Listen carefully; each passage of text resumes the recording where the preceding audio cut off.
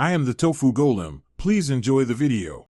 You'll start by separating the two halves of the fob, insert a flat screwdriver or coin into the seam, and twist gently to avoid snapping the case. Once the halves open, you'll see the round battery with its code, typically CR2032. Make sure to work on a stable surface and use a tray to hold screws or springs, because losing tiny parts will complicate reassembly and delay completion. You'll now remove the old cell while noting orientation. Observe whether the plus sign faces up or down, because correct polarity matters.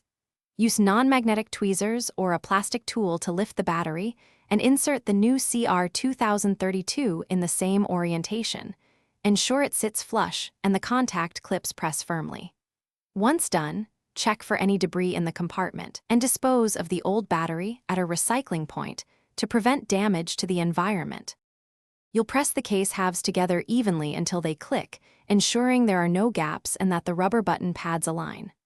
Once reassembled, test lock, unlock, and panic from about 3 to 5 feet to confirm radio transmission. If a function fails, make sure the battery is seated, contacts are clean, and the rubber pad makes contact. If problems persist, open the fob again, reseat the battery, and inspect contact springs for bending or corrosion before seeking professional help. Thanks for watching. Consider subscribing if we helped you today.